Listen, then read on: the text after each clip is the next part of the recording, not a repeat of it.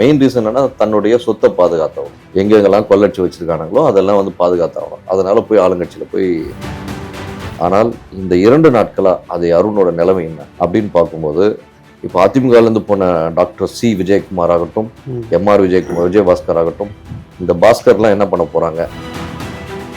அதிமுகவில் ஒரு மிகப்பெரிய அமைச்சராக இருந்தவர் இன்னைக்கு காலை நக்கி பிழைக்கணுன்ற ஒரு நிலைக்கு தள்ளப்பட்டார்னு நினைக்கும் போது தான் கஷ்டமா இருக்கு. இந்த வார்த்தை சொல்றதுக்கு எனக்கு அருவருப்பா இருக்கு. திரும்ப அவர்கள் மீது வந்து விஜய் அவர்கள் குழு சார்ந்த நபர்களுக்கு நம்பிக்கை வந்து போதுமான அளவு இல்லை.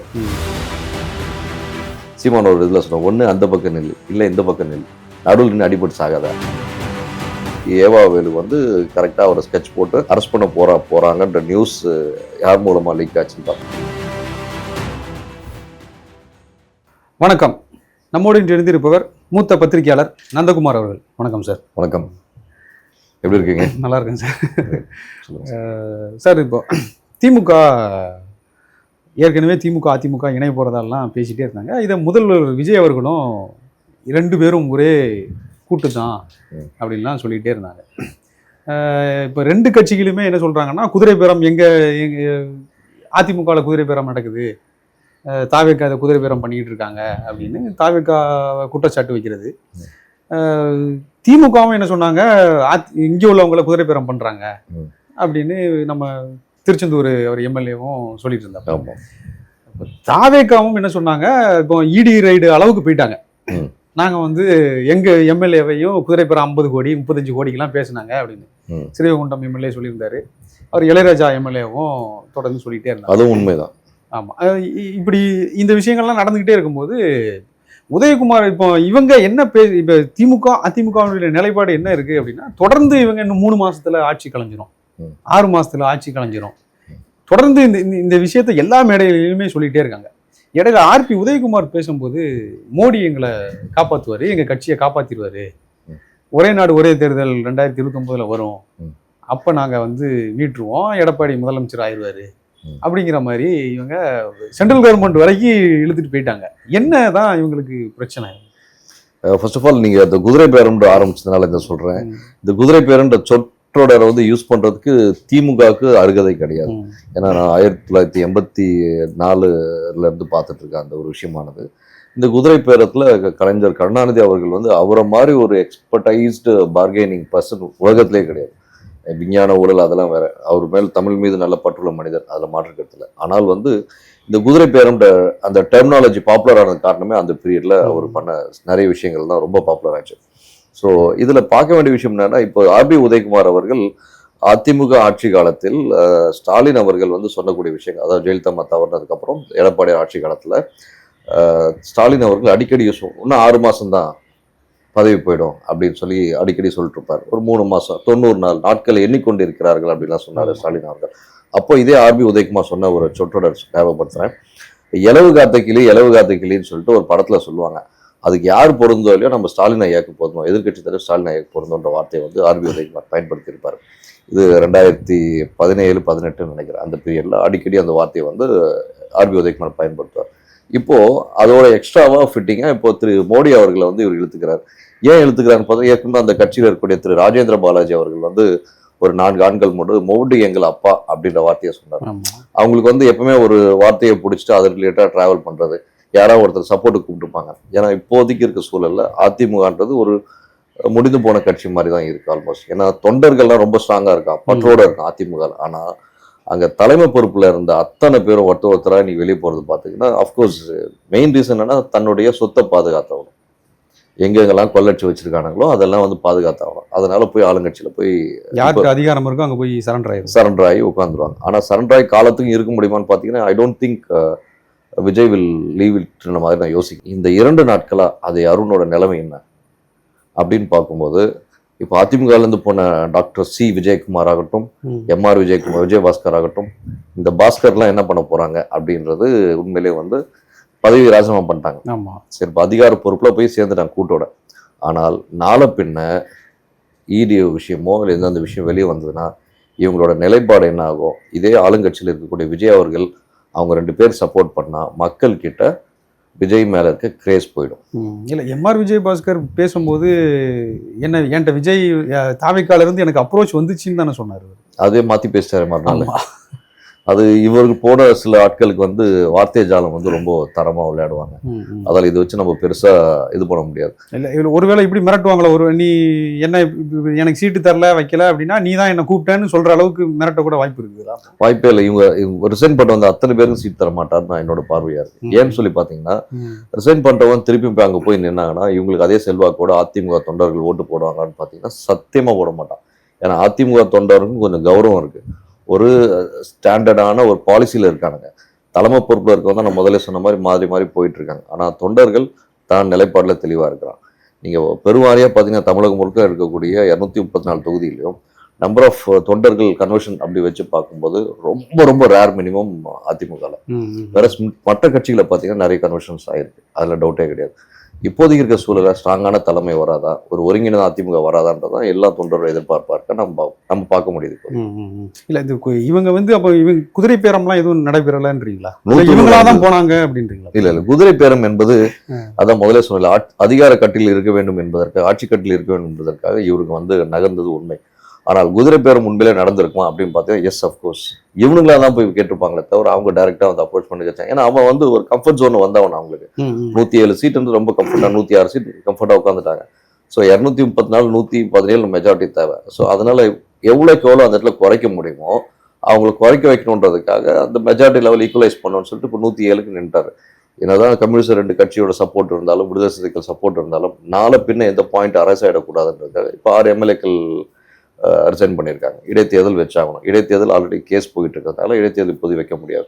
கொஞ்சம் கம்ஃபர்ட் ஜோன்ல விஜய் அவர்கள் இன்னும் ஒரு 6 மாசத்துக்கு டிராவல் பண்ணுறதுக்காக இந்த ஒரு ட்ராமா. இல்லை, இவங்க இடைத்தேர்தலில் வந்து இப்போ வைக்கக்கூடாதுன்னு சொன்னதுக்கு காரணமே எம்ஆர் விஜயபாஸ்கர் பேசினது ஒன்று, அப்புறம் வைகோ அவர்கள் பேசினது. விஜயே என்கிட்ட பேசினாரு, நீங்க 2 எம்எல்ஏக்களும் ராஜினாமா பண்ண சொல்லுங்க அப்படின்னு. இவங்க தான் போய் இதை கோர்ட்ல முன்வைக்கிறாங்க. இதுவும் பெரிய ஆபத்து தானே அவங்களுக்கு இது. ஏன்னா வைகோவும் அப்படியே ஓப்பனா சொல்லிட்டாரு அவரு. இல்ல, டி ராஜேந்தர் வந்து சில ஆண்டுகள் முன்பு சொன்னார், வைகோ பின்னாடி போறத ஒண்ணு, சைக்கோ பின்னாடி போறத ஒண்ணு. அந்த விஷயத்துல நான் வந்து உண்மையிலே டி ராஜன் அவர்களை ரொம்ப வருடங்கள் முன்னாடி இருந்தாலும் எல்லாருக்கும் வயதில் மட்டும் இல்லாமல் எக்ஸ்பீரியன்ஸ் பொலிட்டிக்கலும் ரொம்ப எக்ஸ்பர்டைஸ் பர்சன். வைகோ அவர்களுக்கும் டிஆர் அவர்களுக்கும் ஈக்குவல் ஏஜ் தான் இருக்கும். அப்படி இருக்கும் சொல்லல அவர் கரெக்டாக கணிச்சு அப்போ சொல்லியிருக்காரு. ஸோ வைகோ பேச்செல்லாம் எடுத்து அவனா ஒருத்தன் பேசினானா அவனோட பெரிய முட்டாள் உலகத்துல யாரும் கிடையாதுன்னு தான் என்னோட பார்வை. அண்ட் எம்ஆர் விஜயபாஸ்கர் அவரோட ஸ்டாண்டர்டான ஸ்டேட்மெண்ட் கொடுக்கல. நேற்று ஒன்று இன்னைக்கு ஒன்று சொல்லி கொடுக்குறாரு. திருப்பி மறுநாள் போய் கேட்டால் வேற மாதிரி ஸ்டேட்மெண்ட் கொடுப்பார். அவங்க கூப்பிட்டாங்க நான் போனேன்ற வார்த்தை முதல் நாள் சொன்னார், திருப்பி மறுநாள் அப்படியே மாற்றி பேசுறாரு. என்னன்னா அழுத்தம் வந்து எல்லா இடத்துக்கும் கொடுக்கப்படுது. ஸோ இப்படி இருக்க சொல்ல எம்ஆர் விஜயபாஸ்கர் அவர்கள் இப்போ ஃபினான்ஷியலாக கொஞ்சம் டைட் சுச்சுவேஷனில் மாட்டிட்டு இருக்கதா நமக்கு தகவல் வந்தது. அந்த டைட் சுச்சுவேஷன் மேக் அவுட் பண்ணி, ஏன்னா எல்லா இடத்துலையும் போய் டெபாசிட் ஆகிருக்கு, அதை ரொட்டேஷன் பண்ணி வாங்கி ஆகுன சூழலில் தள்ளப்பட்டிருக்காரு. ஸோ அதனால நேற்றொன்றும் இன்றொன்றும் பேசிட்டு இருக்காரு. ஏன்னா அந்த கரூர் மீட்டிங்கில் பேசும்போது எம்ஜிஆரினுடைய அன்பும் ஜெயலலிதா அவர்களினுடைய வீரமும் முதல்வர்கிட்ட இருக்கு, அந்த அளவுக்கு இறங்கி போயிட்டாங்க. அதிமுகவில் இருந்து பேசின அளவுக்கு எந்த அளவு பேசினாங்களோ அந்த அளவுக்கு விஜய் அவர்களை பேச ஆரம்பிச்சிட்டாங்க. செங்கோட்டையனா இருக்கட்டும், விஜயபாஸ்கர் அவர்களா இருக்கட்டும், அந்த அளவுக்கு போக வேண்டிய சூழ்நிலை அவங்களுக்கு இருக்குதா? கரெக்ட். அதிமுகவில் ஒரு மிகப்பெரிய அமைச்சராக இருந்தவர் இன்னைக்கு காலை நக்கி பிழைக்கணுன்ற ஒரு நிலைக்கு தள்ளப்பட்டார்னு நினைக்கும் போது தான் கஷ்டமா இருக்கு. இந்த வார்த்தை சொல்றதுக்கு எனக்கு அருவருப்பா இருக்கு. பட் ஆனால் வேற வழி இல்லை. இவனுங்கெல்லாம் அந்த லெவல் கொள்ளடிச்சு வச்சதோட எஃபெக்ட் ஏதாவது ஒரு இடத்துல நம்ம சொத்தை காப்பாற்றி ஆகணும், இல்லைன்னா வந்து நம்ம குடும்பம் நம்மளை மதிக்காது, சொந்த பந்தம் மதிக்காது அப்படின்ற ரீசனுக்காக எல்லா எல்லைக்கும் இறங்கிட்டாங்க. அண்ட் இவர் திடீரென்று இப்போ விஜய்க்கு இவ்வளோ தூரம் சர்டிஃபிகேட் கொடுக்குறாருன்னா அப்புறம் எதுக்கு நீங்க தனிப்பட்ட முறையில் வந்து ஒரு தொகுதியில் நின்னீங்க? அது தாவைக்கு எதிர்த்து தானே நின்னீங்க. உங்களை நம்பி தானே அத்தனை பேர் ஓட்டு போட்டிருக்கானுங்க. உனக்கு சுயமரியாதை இருக்கு, சமூக நீதியெல்லாம் பார்வை பார்க்குற. அப்போ நீ என்னென்ன விஜயை பத்தி விமர்சனம் வச்சீங்கன்றது எல்லாத்தையும் நம்ம காணொலியில் பார்த்தானே ஆகணும். அதெல்லாம் மக்கள் கேட்க தானே செய்வோம். கரூர்ல வந்து மக்கள் மிக சிறப்பா அதுல அந்த தேர்தலில் வந்து வெற்றியை அதிமுகவுக்கு கொடுத்துருந்தாங்கன்னு தோணுது எனக்கு. என்னன்னா 2 கட்சிகளுமே அவங்க வெற்றியை கொடுக்கல. தாவேக்காவுக்கும் கொடுக்கல, திமுகவுக்கும் கொடுக்கல. மிக தெளிவா இருந்தாங்கன்னு சொல்லுது. அப்படி ஒரு இடத்த வந்து ராஜினாமா பண்ணிட்டு போற அளவுக்கு அழுத்தங்கள் இருந்திருக்கு அவருக்கு. அந்த அளவுக்கு அழுத்தங்கள் இருந்திருக்குமோன்னு இல்ல இப்படியும் பார்க்க வேண்டியிருக்கு. கரூர் அப்படிங்கிறது தாவேக்காவுக்கு மிகப்பெரிய கரும்புள்ளியா இருந்துச்சு. ஸோ அங்க வந்து நான் ஜெயிச்சாகணுங்கிற கட்டாயமும் தாவேக்காவுக்கு ஒரு வேலை இருக்குதோ. கரூர் பொறுத்தவரைக்கும் ஒரு மிகப்பெரிய அசம்பாவித சம்பவம் செப்டம்பர் மாதம் நடந்தது. ஸோ அதையும் மீறி வந்து ஏப்ரல் மாதம் தேர்தலில் ஒரு நல்ல வெற்றியை வந்து விஜயபாஸ்கர் அவர்கள் எம்ஆர் விஜயபாஸ்கர் பெற்றார். ஸோ இது வந்து ஜனநாயக வெற்றியா அப்படின்னு பார்த்தீங்கன்னா கண்டிப்பாக கிடையாது. இது பரநாயக வெற்றி தான். இது தொன்று தொடராக வந்து திராவிட கட்சிகள் தமிழ்நாட்டில் இது விதைத்த ஒன்று. அப்படி இருக்கும் சூழல மற்ற இடத்தெல்லாம் தாவேக்கா கம்ஃபர்ட்டாக வந்து எந்த வகையான பணம் கொடுக்காம ஜெயிச்சிருக்குன்றதை நம்ம உள்ளே வரவேற்கணும். அதில் மாற்று கருத்து இல்லை. கரூர் வந்து ஒரு ஃபோக்கஸ்டாக இப்போ பேசப்படுதுன்னா அந்த ஒரு 42 பேரோட 41 பேரோட படுகொலை. ஸோ அந்த படுகொலையின் காரணமாக அந்த தொகுதியை தக்க வச்சாகணுன்ற ஒரு இன்டென்ஷன் கண்டிப்பாக அந்த ஒரு தலைமைக்கு இருக்க தான் செய்யும். இல்லைன்னா அது தவறு இருக்க தான் செய்யும். அப்படி இருக்கும் சூழல்ல சரி என்னடா பண்ணுறதுன்னு பார்த்தா எம்ஆர் விஜயபாஸ்கரோட ஃபைல்ஸ் எல்லாம் நோண்டி இருப்பாங்க. யாருன்னா நோண்டும்போது நிறைய விஷயங்கள் தெரியும். ஸோ தெரிய வரும்போது ஆட்டோமேட்டிக்காக எங்கெங்கத்தில் எவ்வளோ பிளாக் பண்ணி வச்சிருக்கு இதெல்லாம் ரிலீஸ் பண்ணி தரேன்னு கூட சொல்லியிருக்கலாம். மேபி அவுட் ஆஃப் பாக்ஸ் இந்த டிஸ்கஷன் போயிருக்கலாம். அது நமக்கு தெரியாது. யூகத்தின் அடிப்படை சொல்ல முடியாது. போயிருக்கலாம், போகாமல் இருக்கலாம்.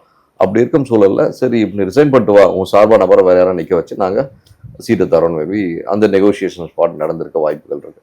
ஏன்னா இப்போ கூட இப்போ இன்னைக்கு கூட ஏதோ ஒரு நியூஸ்ல ஏதோ மாவட்ட செயலாளர் 40,000 கொடுத்தேன், ஆனால் ஒன்றிய செயலர்லாம் போகலன்னு சொல்லிட்டு நியூஸ்லாம் தாவைக்கையில வந்துட்டு இருக்கு. ஸோ இவங்களும் வந்து 2 தொகுதியில் பணம் கொடுத்ததுக்கான ப்ரூஃப் யாரோ வந்து வெளியிட்டாங்க. ஸோ இதெல்லாம் வச்சு பார்க்கும்போது 234 தொகுதியில் 2 தொகுதியில் இவங்களே பணம் கொடுத்தன்றது ப்ரூவ் ஆயிட்டு இருக்கு. அப்படி இருக்கும் சொல்ல இனி வரும் காலங்கள் ஓரளவுக்கு ஏனும் இந்த வாக்குக்கு பணம் என்பது குறையும் என்பது நம்பிக்கையாக பார்க்க முடியும். இல்லை இப்போ இவங்க விசிகாவாக இருக்கட்டும் இல்லை கம்யூனிஸ்ட் கட்சிகளாக இருக்கட்டும், நான் வந்து தொடர்ந்து திருமாவளவன் அவர்கள் பேசும்போதும் எனக்கு நட்பு இன்னும் கொஞ்சம் திமுகவில் இருந்துகிட்டே இருக்குன்றாரு. இவங்களும் நாங்கள் கூட்டணியில் இல்லைன்றாங்க. கம்யூனிஸ்ட் கட்சிகள் எடுத்திங்கன்னா நான் கூட்டணியில் இல்லை அப்படின்னு சொல்லிக்கிட்டே இருக்காங்க. அங்கேயும் பல பிரிவுகள் இருக்கிறதாகவும் நிறைய செய்திகள் எல்லாம் வந்துக்கிட்டே இருந்துச்சு. திமுக சார்பாக நிறைய கம்யூனிஸ்ட் கட்சிகளில் வந்து சண்முகத்தின் மீது வெறுப்பில் இருக்காங்க அப்படிங்கிற மாதிரிலாம் பேசிக்கிட்டே இருந்தாங்க. இப்போ அந்த பயமும் தாவேக்காவுக்கு இருந்துகிட்டே இருக்கும். எப்போ வேணாலும் இவங்க உடையலாம் அப்படிங்கிறது. கண்டிப்பா இந்த விஷயத்துல வந்து திருமா அவர்கள் மீது வந்து விஜய் அவர்கள் குழுவை சார்ந்த நபர்களுக்கு நம்பிக்கை வந்து போதுமான அளவு இல்லை. என்னதான் வந்து வன்னியரசு அவர்களுக்கு அமைச்சர் பதவி கொடுத்தாலும் கூட அமைச்சர் பதவி கொடுத்ததுக்கு அப்புறமா இவங்க கூட்டணியில் தெரிஞ்சோ தெரியாமலோ அமைச்சர் பதவின்னு சொல்லி கொடுத்தாலே முடிஞ்சு போச்சு. They are inside the alliance ஆயிடுச்சு. ஆனா இவர் வந்து உரமொன்று வைத்து புறமொன்று பேசுவோர் மாதிரி திருமா அவர்கள் பேசிட்டு இருக்கிறது உள்ளபடியே வருத்தம் அளிக்கிறது. ஏனென்றால் அவரோட நிலைப்பாடு திமுக விட்டு கொடுக்க முடியல. எங்கே ஏதாவது பஞ்சாயத்துனா ஏதாச்சும் நம்மளை குக்கி போட்டுருவாங்களோன்ற பயம் உள்ளுக்குள்ள திருமான அவர்களுக்கு இருக்கு. ஆனாலும் கம்யூனிஸ்ட் கட்சியை பொறுத்த வரைக்கும் 2 கம்யூனிஸ்ட் திரு சண்முகம் ஆகட்டும் இவர் இந்திய கம்யூனிஸ்ட் கட்சி 2 பேரும் வந்து ரொம்ப சேஃப் கேம். ஏன்னா அவங்க ஆட்சி பங்குல போல அமைச்சரவை பங்கு கேட்கவே இல்லை. அதனால கூட்டணி நாங்கள் இல்லை. ஆனால் வந்து ஒருங்கிணைந்த ஒரு டீமா நாங்கள் ஆட்சி கவலைக்கூடாது என்பதற்காக சப்போர்ட்ல இருக்கின்ற வார்த்தையை தெளிவாக அவர் பதிவு பண்றாங்க கம்யூனிஸ்ட் கட்சி. இதுல திருமாவளவன் அவர்கள் ஒன்று இந்த ஸ்டாண்ட் எடுக்கணும், நாங்கள் திமுக பக்கம் தான். இல்லை ஒன்று நீ அமைச்சரை வாங்கிடக்கூடாது.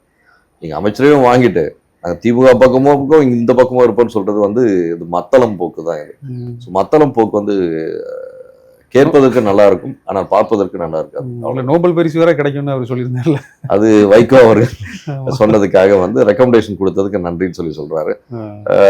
உள்ளபடியே நான் திருமாவளவன் பொறுத்த வரைக்கும் ஒரு சில இடத்துல ஸ்டாண்டர்டான நிலைப்பாடு எடுக்க முடியல. இன்னைக்கு அந்த கட்சி வந்து திமுக கூட்டணியில தாவேக்காவை எதிர்த்து போட்டியிட்ட கட்சி. அப்பேற்பட்ட கட்சி திருப்பி போய் தாவேக்காவோட அலைன்ஸ்ல போகுதுன்னா அது வந்து அந்த தொண்டர்களுக்கு தலைவர் இழக்கக்கூடிய ஒரு அசிங்கம்ன்றதான் நான் பார்க்குறேன். ஆனா ஒரு தொங்கு சட்டமன்றமோ இல்லை ஆட்சி கலைப்போ ஏற்படக்கூடாது, திருப்பியும் ரீஎலெக்ஷன் வந்துடக்கூடாதுன்றதுக்காக ஒரு நல்ல முடிவு எடுத்ததா எல்லாரும் சொல்றாங்க. இது ஒரு அரசியல் மேடை. இந்த அரசியல் மேடையில் திரும்பி பெரிய பொருட்செலவு இன்வால்வ் ஆகிடக்கூடாது அப்படின்றதுக்காக எல்லாம் முடிவு எடுத்ததுக்காக சொல்றாங்க. இந்த முடிவை வந்து நீங்க எப்படி எடுத்துருக்கணும்னா கொஞ்சம் ஸ்மார்ட் எனஃபா வந்து மக்கள் பயனை நோக்கி எடுத்துக்கணும். மக்கள் பயனை நோக்கி எடுத்தார பார்த்தா சத்தியமா கிடையாது. அவரோட பார்ட்டி இண்டிவிஜுவல் பார்ட்டியோட பயனை நோக்கி மட்டும்தான் அந்த முடிவு எடுத்திருக்காரு திருமாவளவன். மக்கள் பயனை நோக்கி எடுத்திருந்தாரோ இல்லை கூட்டணி தார்மீக பொறுப்பு எடுத்திருந்தாலோ அந்த கூட்டணி விட்டு வந்துடக்கூடாது. அந்த கூட்டணிலையும் காலில் வச்சிருப்பேன், இந்த கூட்டணி காலை வைக்கிறேன்னா சீமான் ஒரு இதில் சொல்லுவாங்க, ஒன்று அந்த பக்கம் நெல் இல்லை இந்த பக்கம் நெல், நடுவில் நின்று அடிபட்டு சாகாத அப்படின்னு சொல்லுவார் சீமான். ஸோ அந்த டயலாக் தான் இந்த இடத்துல பொருந்தும் நினைக்கிறேன். உங்களுடைய கருத்துக்களை மிக தெளிவாக முடிச்சதுக்கு நன்றி சார். நன்றி சார்.